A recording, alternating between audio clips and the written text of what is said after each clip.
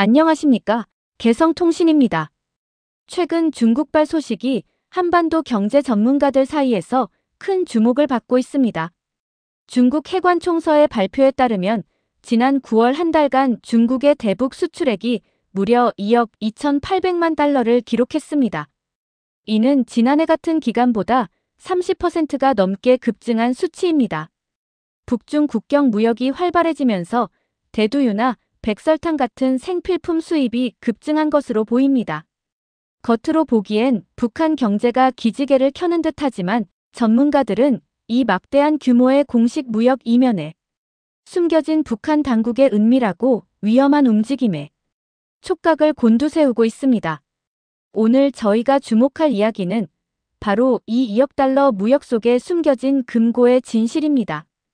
북한 당국이 외화 회수를 위해 설계한 거대한 함정, 그리고 그 함정 속에 자신의 모든 것을 걸었던 신의주의 한 돈주가 겪어야 했던 가장 비극적인 몰락의 전말을 지금부터 공개합니다. 개성, 통신. 내 금고는 원화가 아닌 붉은 위안화로 채워져 있었다. 신의주에서 박금옥이란 이름은 곧 권력이었지만 언제든 목이 잘릴 수 있는 왕관을 쓰고 있었지. 사람들은 물었다. 어떻게 여자가 이 장마당에서 살아남았냐고. 답은 간단했다. 나는 살기 위해 괴물이 되었다. 1990년대 고난의 행군.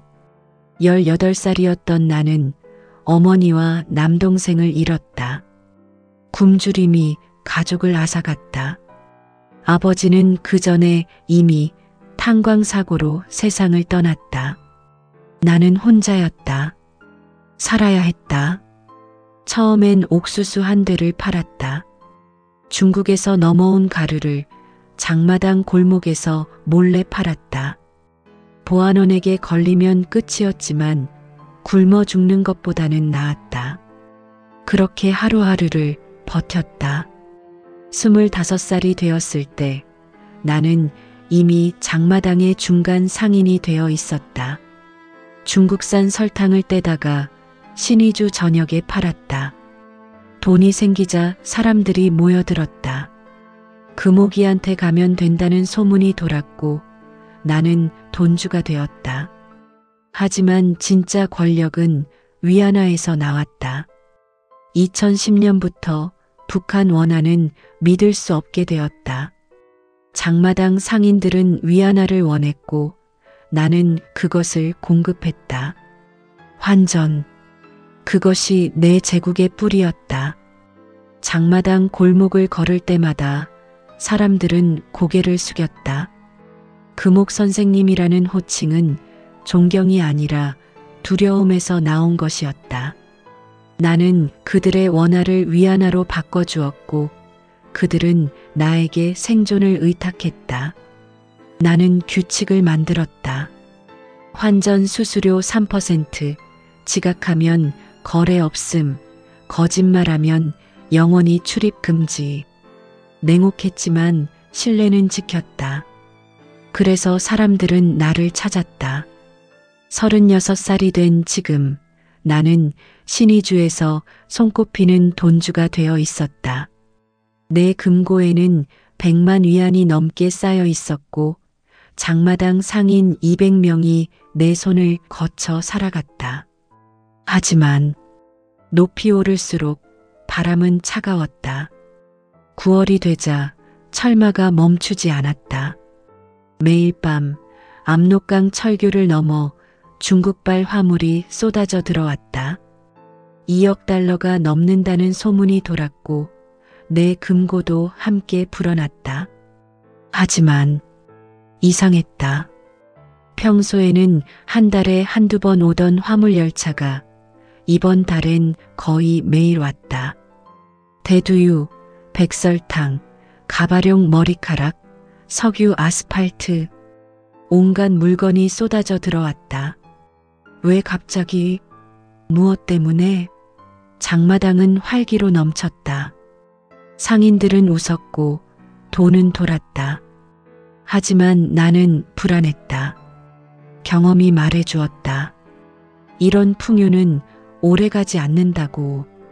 철마가 국경을 넘을 때마다 내 돈은 늘었지만 이상하게 잠은 오지 않았다. 당국이 이 돈을 가만둘 리 없으니까.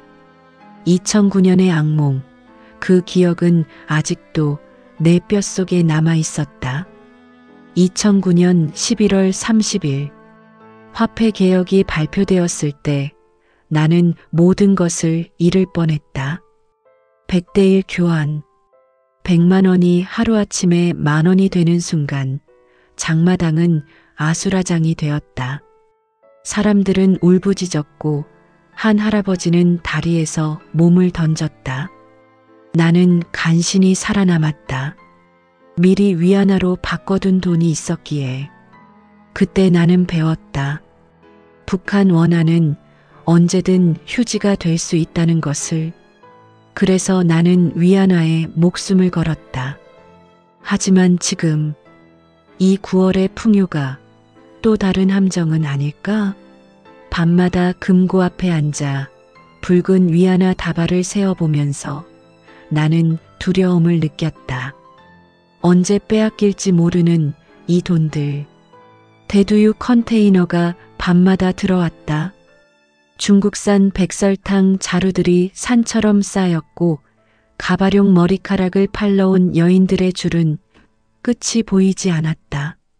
나는 그 모든 거래의 중심에 서 있었다. 9월 3일 아침 장마당이 열리기도 전에 상인들이 내 사무실 앞에 줄을 섰다. 금옥 선생님, 오늘 중국산 대두유 받으셨죠? 저한테 20통만 넘겨주세요.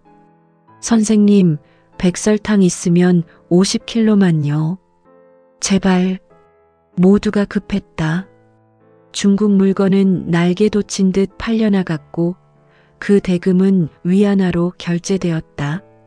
나는 그 위안화를 모았다가 다시 원화가 필요한 사람들에게 환전해 주었다. 수수료 3%, 하루에 10만 위안, 많을 때는 20만 위안이 내 손을 거쳐갔다. 수수료는 단 3%였지만 그것만으로도 나는 신의주에서 가장 부유한 여자가 되어 있었다.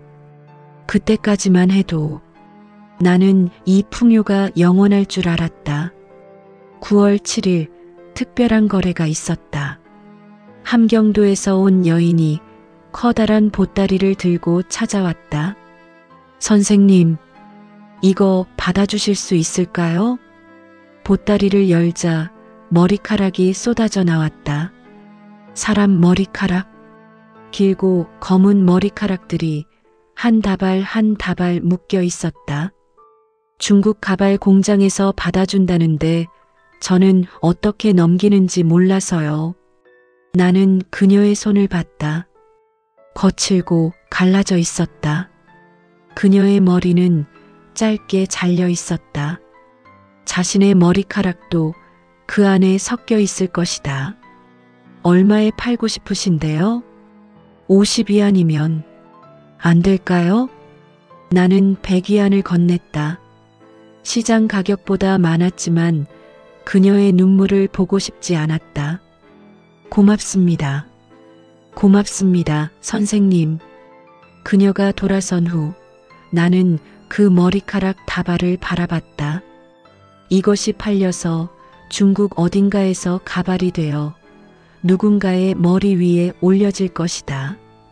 그리고 나는 그 거래에서 수수료를 챙긴다. 9월 10일 내 금고에는 150만 위안이 쌓여 있었다. 전달보다 30% 이상 늘어난 금액이었다. 나는 중국에서 들여온 샤넬 가방을 들고 다녔다. 평양 간부들도 갖기 힘든 물건을 나는 서너 개씩 가지고 있었다. 보이부에도 돈을 바쳤고 안전원에게도 담배와 술을 선물했다. 나는 안전했다. 그렇게 믿었다. 보이부 김 부장에게는 매달 3,000 위안을 건넸다. 안전원 리성호 지도원에게는 중국산 귀한 술과 담배를 선물했다. 세관 직원들에게도 명절마다 봉투를 돌렸다. 그것이 생존의 방법이었다. 금옥동무는 애국자여. 국가 경제에 기여하고 있소. 김 부장은 그렇게 말하며 내 봉투를 받았다. 나는 웃으며 대답했다. 부장 동지 덕분입니다. 앞으로도 잘 부탁드립니다. 겉으로는 웃었지만 속으로는 알고 있었다. 그들은 나를 보호하는 게 아니라 나를 이용하고 있을 뿐이라는 것을. 하지만 그것이 이 나라에서 살아남는 방법이었다. 9월 12일 저녁 나는 단둥으로 건너갔다. 왕명 사장을 만나기 위해서였다. 금옥, 오랜만이야. 왕명 사장은 언제나처럼 환하게 웃으며 나를 맞았다. 그의 사무실은 압록강이 내려다 보이는 고층 빌딩 안에 있었다. 요즘 장사 잘 되지? 내가 보내는 물건들 다 잘 팔리고? 덕분에 잘 됩니다, 사장님. 그래. 그런데 금호가 혹시 단둥에 집 하나 살 생각 없어? 내 눈이 커졌다. 단둥에 집? 지금 강변에 좋은 아파트가 나왔거든. 2억 원 정도면 살 수 있어. 내가 모은 돈이면 충분하잖아. 나는 단둥에 아파트를 하나 살 생각까지 했다. 왕명 사장이 좋은 물건이 있다고 귀띔해줬고 나는 이미 계약금을 준비하고 있었다. 2억 달러가 넘나드는 이 국경에서 나는 그저 작은 몫을 가져가는 것뿐이었으니까. 생각해 보겠습니다, 사장님. 그래. 근데 금호가 혹시 요즘 신의주 쪽에서 위안화 단속 이야기 들었어? 내 심장이 덜컥 내려앉았다. 아니요. 무슨 이야기인데요? 아니야. 그냥 내가 잘못 들은 것 같아. 신경 쓰지 마. 하지만 나는 신경이 쓰였다. 왕명 사장의 표정이 평소와 달랐다. 무언가를 숨기고 있는 것 같았다. 신의주로 돌아오는 기차 안에서 나는 창밖을 바라봤다. 압록강이 유유히 흐르고 있었다. 저강 너머는 자유였고 이쪽은 감옥이었다. 하지만 이 감옥 안에서 나는 여왕이었다. 얼마나 더 이 왕자를 지킬 수 있을까? 9월 15일 저녁 리성호 지도원이 내 사무실로 찾아왔다. 평소와 달리 그는 웃지 않았다. 금옥동무, 요즘 장마당에 위안화가 너무 많이 도는 것 같소? 그 말투는 부드러웠지만 날은 서 있었다. 시계는 저녁 7시를 가리키고 있었다. 장마당 문이 닫힌 후 사무실엔 나 혼자였다. 노크 소리가 들렸을 때 나는 장부를 정리하고 있었다. 금옥동무, 계시오? 리성호 지도원의 목소리였다. 평소 그는 먼저 전화를 하고 왔다. 하지만 오늘은 예고 없이 찾아왔다. 좋은 신호가 아니었다. 아, 지도원 동지, 어서 오십시오. 나는 급히 장부를 서랍에 넣고 그를 맞았다. 차를 내왔지만 그는 손도 대지 않았다. 금옥동무, 요즘 장마당에 위안화가 너무 많이 도는 것 같소? 그의 첫마디였다. 나는 웃으며 대답했다. 중국 수출이 늘어서 그런 것 아니겠습니까? 좋은 일 아닙니까?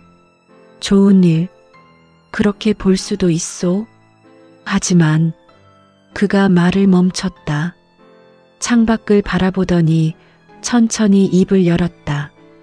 리성호 지도원은 늘 그랬듯 미소를 지었지만 그 눈빛은 내 금고를 꿰뚫고 있었다. 이번엔 무서운 바람이 불 겁니다. 금옥동무, 조심하시오. 아주 조심해야 합니다. 무슨 뜻입니까? 동지, 그냥 조심하라는 말이요. 너무 눈에 띄지 마시오. 알겠소? 그가 일어섰다. 차도 마시지 않고 5분 만에 떠났다. 하지만 그 5분이 내 인생을 바꿔놓았다. 그가 떠난 후 나는 금고를 열어볼 수조차 없었다. 손이 떨렸다. 무서운 바람. 그 말의 의미를 나는 너무나 잘 알고 있었다. 그날 밤 잠이 오지 않았다. 창밖을 보니 압록강 철교 위로 또 화물 열차가 지나가고 있었다. 덜컥덜컥. 그 소리가 내 심장 박동처럼 들렸다. 다음 날 장마당의 분위기가 달라졌다. 상인들은 속삭였고 돈주들은 서로를 의심하기 시작했다. 또 개혁이 온대. 위안화를 회수한대. 소문은 불처럼 번졌고 공포는 공기를 질식시켰다.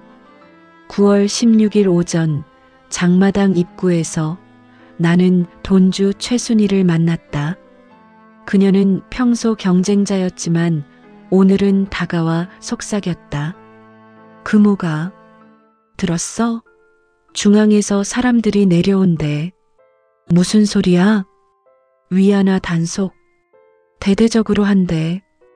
2009년처럼. 내 등골이 서늘해졌다. 2009년. 그 단어만으로도 공포가 밀려왔다. 확실한 거야? 내 남편이 당 간부인데 어제 비상회의가 있었대. 조만간 발표가 난대. 장마당 상인들의 눈빛은 흔들렸다. 2009년 화폐 개혁의 악몽, 돈이 휴지가 되는 그 공포를 모두가 기억하고 있었지. 그날 오후 장마당은 이상하게 조용했다. 평소 시끌벅적하던 흥정 소리가 사라졌다. 사람들은 물건을 사지 않았고 상인들은 팔지 않았다. 모두가 숨을 죽이고 있었다. 한 할머니가 내게 다가왔다. 손이 주름투성이인 70평생을 장마당에서 산 할머니였다. 금호가. 그녀의 목소리는 떨렸다. 금호가. 이번엔 어떻게 해야 하니? 내 평생 모은 돈이 위안화로 50만 위안인데 이거 또 휴지 되는 거 아니가? 한 할머니는 내 손을 붙잡고 울었다. 금호가. 이번엔 어떻게 해야 하니? 나도 답을 몰랐다. 할머니, 아직 확실한 건 아니에요. 아니야. 이건 확실해. 2009년 그때도 이런 조짐이 있었잖아. 갑자기 물건이 많이 들어오고 그 다음에 개혁이 터졌지. 그녀의 말이 맞았다. 2009년에도 개혁 직전 중국 물건이 갑자기 많이 들어왔었다. 그리고 모든 게 휴지가 되었다. 할머니, 일단 기다려봐요. 제가 알아볼게요. 하지만 나도 무엇을 알아봐야 할지 몰랐다. 두려움이 나를 질식시켰다. 그날 저녁 신의주의 주요 돈주 5명이 비밀리에 모이기로 했다. 장소는 돈주 박철수의 집 지하실. 아무도 모르는 곳이었다. 9월 18일 무역회사 간부가 찾아왔다. 금옥동무 국가에서 위안화를 원화로 바꿔준다고 하오. 비율은 1대 100이요. 나는 웃었다. 시장 비율은 1대 200이었는데 그들은 내 금고를 합법적으로 털어가려 했다. 아침 9시 무역회사 리 부장이 2명의 부하를 데리고 나타났다. 그들의 표정은 차가웠다. 박금옥 동무, 잠깐 이야기 좀 합시다. 우리는 사무실로 들어갔다. 리 부장은 공문을 꺼내 책상 위에 펼쳤다. 국가에서 외화 관리를 강화하기로 했소. 시장에 도는 위안화를 원화로 교환해 주겠다는 거요. 비율은 어떻게 됩니까? 1위안에 100원이요. 나는 웃었다. 웃지 않을 수 없었다. 부장 동지, 지금 시장에서는 1위안이 200원인데요. 시장 비율은 불법이요. 국가가 정한 공식 환율이 1대 100이요. 그럼 제가 손해를 보라는 말씀입니까? 손해가 아니요. 애국이요. 리 부장은 공문을 접으며 차갑게 말했다. 9월 25일까지 보유한 위안화를 신고하고 환전하시오. 기한 내에 하지 않으면 불법 외화 보유로 처벌받을 수 있소. 그들은 자발적이라는 단어를 좋아했다. 자발적 헌납, 애국적 기여. 하지만 거부하면 어떻게 되는지 모두가 알고 있었다. 터무니없는 비율로 돈을 바꾸거나 국가에 바치거나 선택지는 둘뿐이었다. 리 부장이 떠난 후 나는 계산기를 두드렸다. 내가 가진 위안화 150만 위안. 1대 200 비율이면 3억 원인데 1대 100이면 1억 5천만 원. 절반이 날아간다. 평생 모은 돈의 절반이. 오후 2시 다른 돈주들에게도 같은 통보가 갔다는 소식을 들었다. 장마당은 공포에 휩싸였다. 금호가 어떡하지? 진짜 바꿔야 해? 돈주 최순이가 전화를 걸어왔다. 모르겠어. 나도 생각 중이야. 25일까지밖에 시간이 없잖아. 일주일밖에 안 남았어. 일주일. 그 짧은 시간 안에 결정을 내려야 했다. 바칠 것인가, 숨길 것인가. 9월 18일 밤 11시 우리는 자정에 모였다. 신의주의 돈주 5명. 박철수, 최순희, 김영철, 한명숙, 그리고 나. 평소엔 서로 경쟁자였지만 그날만큼은 같은 배를 탄 사람들이었다. 박철수의 집 지하실은 좁고 어두웠다. 단 하나의 전구가 우리 얼굴을 희미하게 비췄다. 다들 통보 받았지? 박철수가 입을 열었다. 1대 100 환율. 말도 안 되는 강도질이야. 그럼 어떡하자는 거야? 안 바꾸면 불법이라며? 김영철이 떨리는 목소리로 물었다. 숨기자. 일단 숨기고 나중에 상황을 보는 거야. 최순희가 말했다. 숨겨? 어디에? 보이부가 다 뒤질 텐데? 그럼 바치자는 거야? 평생 모은 돈을 절반만 받고? 분위기가 험악해졌다. 숨기자는 자들과 일단 당국에 바치고 생존하자는 자들. 우리는 갈라졌다. 한명숙이 조용히 말했다. 나는 바칠래. 2009년 때 숨겼다가 적발된 사람들 봤잖아. 정치범 수용소 갔어. 나는 그러고 싶지 않아. 명숙이 말이 맞아. 목숨이 먼저야. 김영철도 고개를 끄덕였다. 당신들은 겁쟁이야. 평생 당했으면서 또 당하자는 거야? 박철수가 주먹으로 테이블을 쳤다. 그럼 내가 방법이 있어? 어떻게 숨길 건데?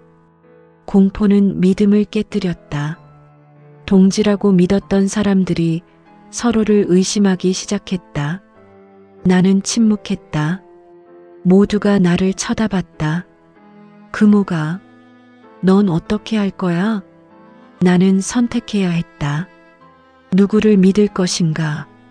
아니, 아무도 믿지 말아야 했다. 나는 혼자 살아남아야 했다. 나는 내 방법대로 할게. 무슨 방법? 말 못해. 미안해. 회의는 결렬되었다. 우리는 서로를 원망하며 어둠 속으로 흩어졌다. 신의주의 추운 밤바람이 내 뺨을 때렸다. 집으로 돌아오는 길에 나는 결심했다. 바치지도 숨기지도 않을 것이다. 제3의 길. 압록강을 건너 돈을 중국으로 빼돌리는 것. 위험했다. 적발되면 죽을 수도 있었다. 하지만 살아남기 위해서는 도박을 해야 했다.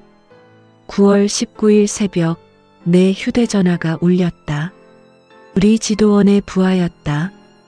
금옥 선생. 72시간. 72시간 안에 모든 게 끝납니다.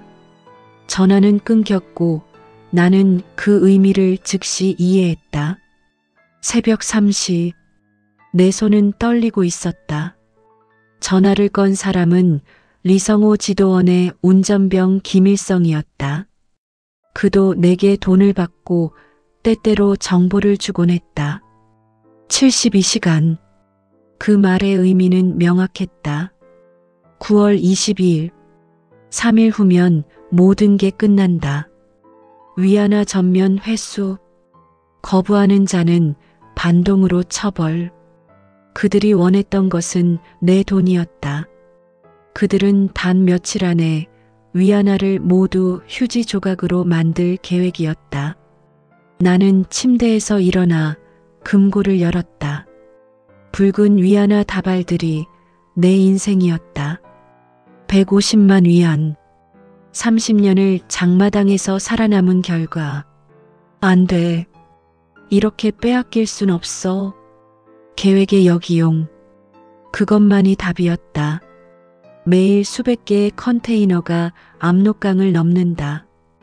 2억 달러 규모의 화물이 쏟아지는데 내 몫을 하나 끼워 넣을 수 없겠는가? 나는 내 돈을 물건처럼 실어보내야 했다. 9월 19일 오전 10시 나는 압록강 대교를 건너 단둥으로 향했다. 왕명 사장을 만나야 했다. 왕명 사장의 사무실.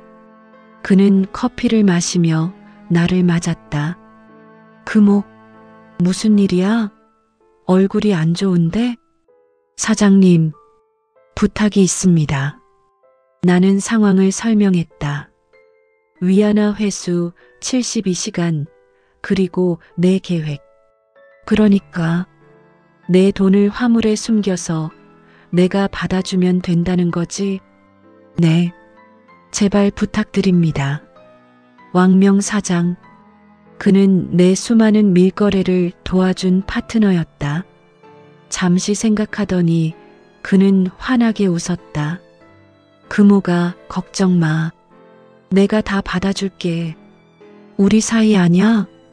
고맙습니다, 사장님. 하지만 이번 거래는 단순한 밀수가 아니었다. 생존을 건 배신과 신뢰의 도박이었다. 언제 보낼 거야? 9월 20일. 내일 아침 화물에 실어 보내겠습니다. 알았어. 단둥 창고에서 받을게. 컨테이너 번호만 알려줘. 우리는 악수했다. 그의 손은 따뜻했다. 하지만 왜인지 등골이 서늘했다. 신의주로 돌아오는 길 나는 다짐했다. 이번이 마지막이야. 이 돈만 건지면 나는 이 나라를 떠날 거야. 그날 밤 나는 내 인생을 짐으로 만들었다. 금고를 열고 위안화 다발을 꺼냈다. 100위안짜리 뭉치들. 한 뭉치에 1만 위안. 모두 150뭉치. 이불솜을 샀다. 152채. 큰 이불들이었다. 하나하나 바느질을 뜯어내고 그 안에 붉은 위안화를 겹겹이 쌓았다. 마치 어머니가 딸의 혼수를 준비하듯 조심스럽게 애틋하게. 세탁기도 준비했다. 17대. 중국으로 수출하는 세탁기들. 그 안에도 위안화를 숨겼다. 포장을 뜯고 세탁조 안에 비닐로 감싼 돈을 넣고 다시 포장했다. 밤새 작업했다. 새벽이 되었을 때 내 손은 바늘 자국으로 피가 났다. 하지만 멈출 수 없었다. 152채의 이불 속에 나의 모든 것이 숨겨졌다. 9월 20일 새벽 4시 신의주 제1창고. 나는 직접 눈으로 확인했다. 세탁기 17대, 이불 152채, 그리고 그 안에 숨겨진 내 모든 것. 운반책 김동무가 화물을 싣고 있었다. 그는 나를 똑바로 쳐다보지 못했다. 김동무, 조심해서 실어주세요. 절대 떨어뜨리면 안 돼요. 알겠습니다, 선생님. 그도 알고 있었다. 이것이 단순한 짐이 아니라는 것을. 컨테이너에 화물이 실렸다. 세관을 통과해야 했다. 가장 위험한 순간이 다가오고 있었다. 금고 문을 열었을 때 그 공허함이 나를 삼켰다.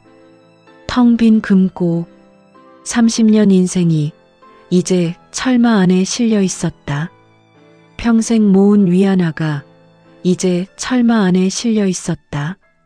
돌아올 수 없는 강을 건너기 직전 나는 처음으로 두려움이 무엇인지 알았다.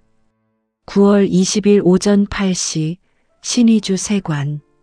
세관은 전쟁터였다. 중국발 수출 컨테이너들이 끝없이 줄을 섰고 관원들은 미친 듯이 서류를 확인했다.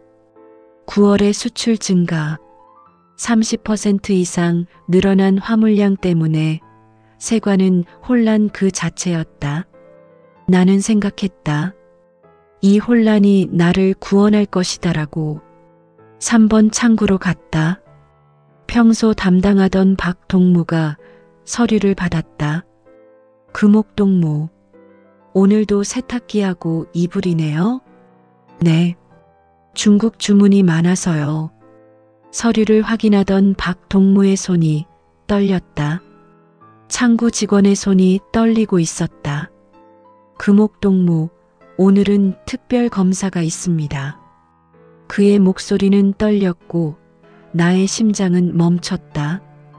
특별 검사. 그 말의 의미를 나는 너무나 잘 알고 있었다. 뭐라고요? 특별 검사. 오늘 보이부에서 나와 있어요. 무작위로 컨테이너를 열어본대요. 내 다리에 힘이 풀렸다. 특별 검사. 저는 늘 하던 거래인데요. 저도 어쩔 수 없어요. 대기하세요. 나는 대기실로 갔다. 30여 명의 상인들이 초조하게 기다리고 있었다. 시간이 흘렀다. 10분, 20분, 30분. 갑자기 비명이 들렸다. 30m 앞에서 한 남자가 무릎을 꿇었다. 보위원 2명이 그의 컨테이너를 열어보고 있었다. 그 안에서 금덩이가 쏟아져 나왔다. 동무, 제발. 그의 애원은 공기를 갈랐고 보위원들은 그를 끌고 갔다. 사람들이 속삭였다. 밀수하다 걸렸네. 저러면 끝이야. 내 차례가 다가오고 있었다. 박금옥 동무. 내 이름이 불렸다. 나는 벌떡 일어났다. 컨테이너 앞으로 갔다. 세관원 2명이 서류를 확인하고 있었다. 세탁기 17대, 이불 152채. 네. 열어봅시다. 예. 하지만 저는 매번 그때였다. 잠깐. 뒤에서 목소리가 들렸다. 그가 나타났을 때 세상이 멈췄다. 리성호 지도원. 그는 평소처럼 미소를 지었지만 그 눈은 칼날이었다. 금옥동무, 오늘은 내가 직접 확인하겠네. 지도원 동지. 오랜만이요, 금옥동무. 오늘 수출이 많던데? 네. 중국 주문이 많아서요. 그래. 뭘 보내는지 내가 직접 봐야겠소. 컨테이너 문이 삐걱거리며 열렸다. 쇠 비명 같은 그 소리가 내 인생을 여는 소리처럼 들렸다. 리성호 지도원이 천천히 안으로 들어갔고 나는 기도조차 할 수 없었다. 세탁기들이 쌓여 있었다. 이불 더미도 보였다. 그는 천천히 하나하나 살펴봤다. 세탁기, 이불, 그의 손가락이 세탁기 하나를 가리켰다. 저 세탁기 열어봐. 그의 손가락이 가리킨 것은 17대 중 하나였다. 바로 그 안에 5만 위안이 숨겨져 있었다. 저건 새 제품이라. 열어봐. 부하 2명이 세탁기 포장을 뜯기 시작했다. 비닐이 찢어지는 소리, 박스가 열리는 소리, 부하의 손이 포장지에 닿는 순간 나는 눈을 감았다. 이제 끝이구나. 세탁기 문이 열렸다. 부하가 안을 들여다봤다. 지도원 동지, 안에 아무것도 없습니다. 리성우가 직접 확인했다. 세탁조 안, 텅 비어 있었다. 내가 실수한 것이다. 돈을 넣은 세탁기는 다른 것이었다. 그래. 다시 포장해. 하지만 그는 멈추지 않았다. 이불 더미로 갔다. 이불도 하나 펼쳐봐. 네. 부하가 이불 하나를 꺼냈다. 묶음을 풀고 이불을 펼쳤다. 내 심장이 터질 것만 같았다. 그 안에는 1만 위안이 들어 있었다. 하지만 기적이 일어났다. 내가 바느질을 워낙 꼼꼼하게 해서 겉으로는 전혀 티가 나지 않았다.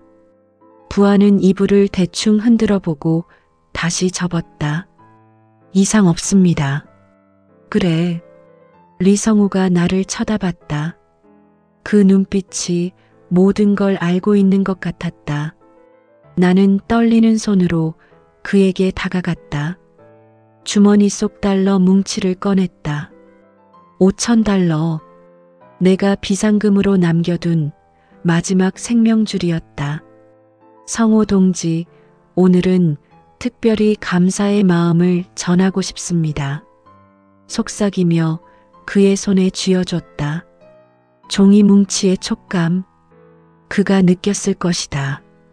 그의 눈이 내 손을 내려다봤다. 1초, 2초, 3초. 시간은 영겁처럼 느껴졌다. 주변 사람들은 보지 못했다. 우리 둘만의 침묵의 거래. 그는 웃었다. 그 미소가 천사인지 악마인지 나는 구분할 수 없었다. 손을 주머니에 넣었다. 달러가 그의 주머니로 들어갔다. 그가 손을 흔들었다. 그만 닫아. 문제없어.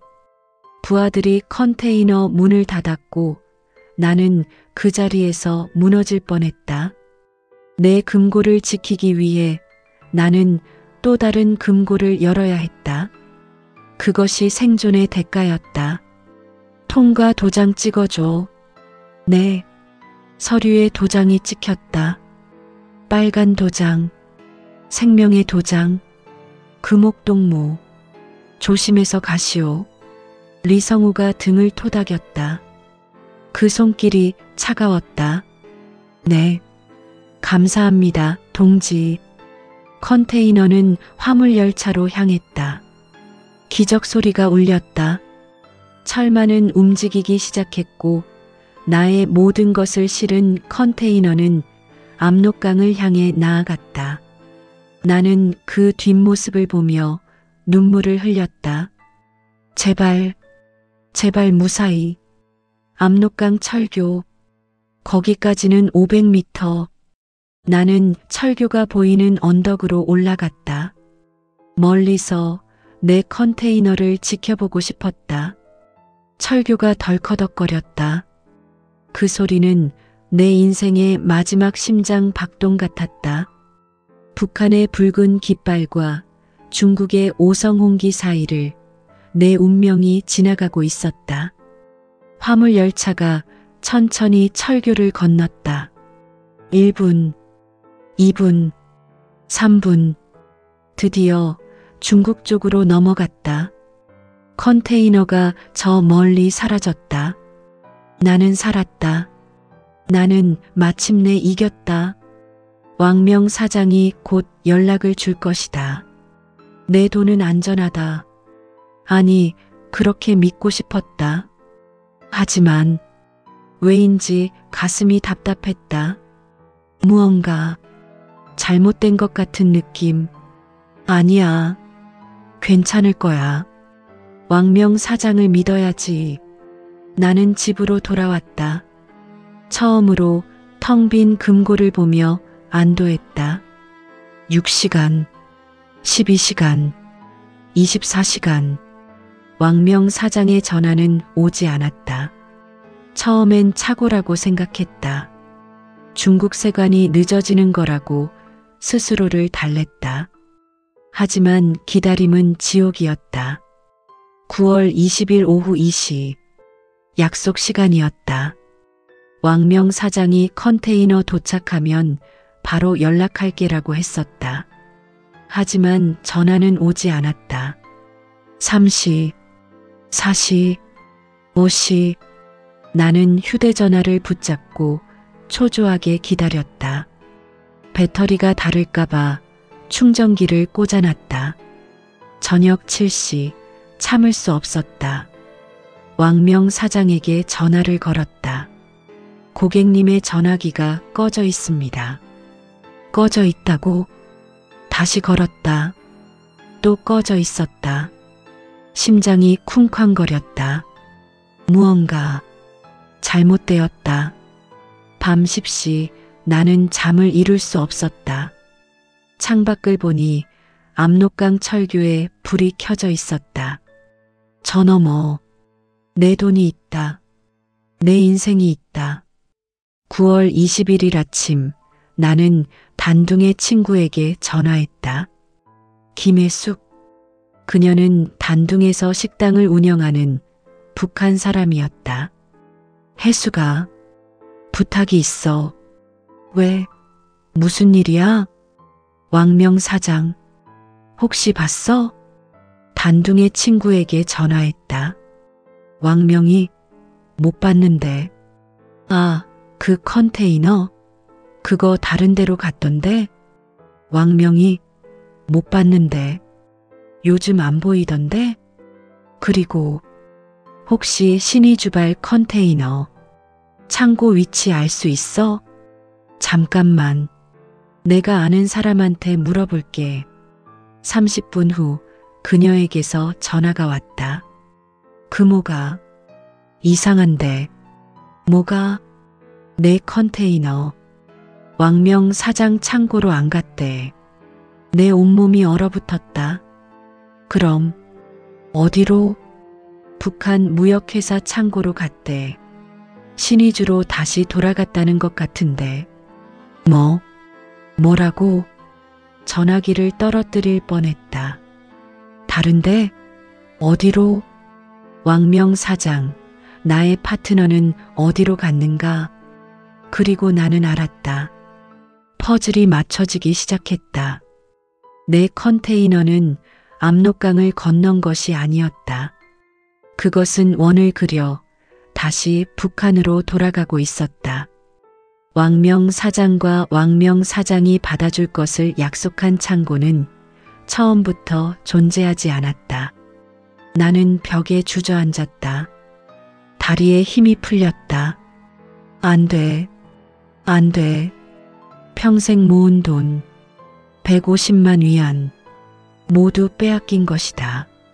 금호가 괜찮아? 전화 너머 혜숙의 목소리가 들렸다.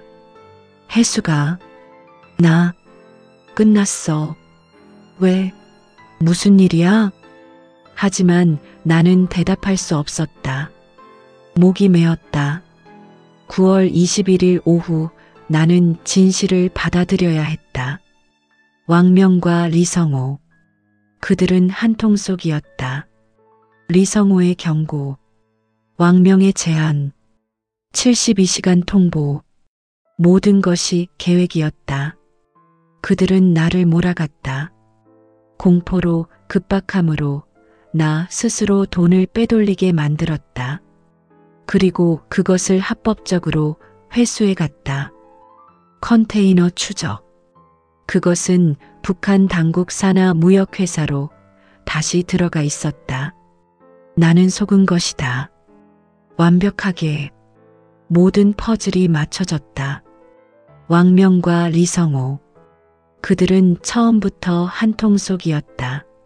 리 지도원의 경고도 왕명 사장의 미소도 모두 계획된 연극이었다. 그들은 나를 이용해 신의주 돈주들의 위안화를 합법적으로 회수하려 한 것이다. 9월 22일 발표가 났다. 외화 불법 보유자 12명 적발. 총 800만 위안 회수. 뉴스가 나왔다. 라디오에서 아나운서가 읽었다. 반동 분자들이 인민의 재산을 빼돌리려다 보위부의 현명한 지도로 적발되었습니다.